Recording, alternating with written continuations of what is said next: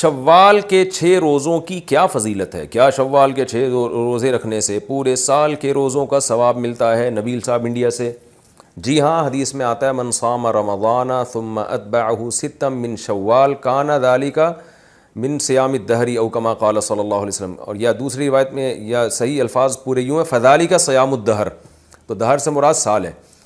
تو آپ صلی اللہ علیہ وسلم نے فرمایا جس نے رمضان کے پورے روزے رکھے اس کے بعد پھر 6 روزے شوال میں اس نے رکھے اس کے بعد، تو فذلک صیام الدہر، یہ پورے سال کے روزوں کے برابر ہے، تو اس کی بڑی فضیلت ہے، رکھنا چاہیے. شوال کے روزے الگ الگ رکھ سکتے ہیں کیا؟ شوال کے روزے اکٹھے رکھنا ضروری ہے یا الگ الگ بھی رکھ سکتے ہیں؟ عمر فاروق کراچی سے الگ الگ بھی رکھ سکتے ہیں. عمر فاروق صاحب اکٹھے ضروری نہیں ہیں.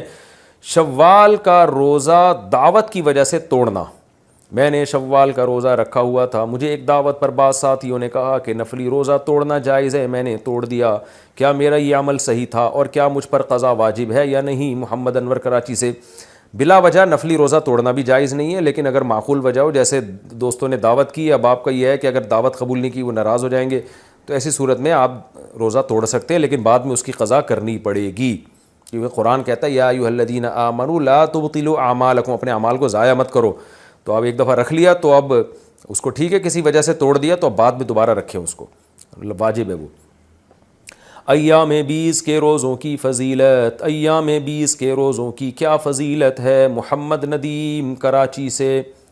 حدیث میں ایام 20 کے روزوں کے بارے میں آتا ہے جس نے ایام 20 کے روزے رکھے پورے مہینے کے روزوں کے برابر ہیں، کیونکہ ایک نیکی 10 نیکیوں کے برابر، تو 3 روزے ایک روزہ 10 روزوں کے برابر، تو 3 روزے 30 روزوں کے برابر. تو یہ فضیلت ایام 20 کی رکھنا چاہیے.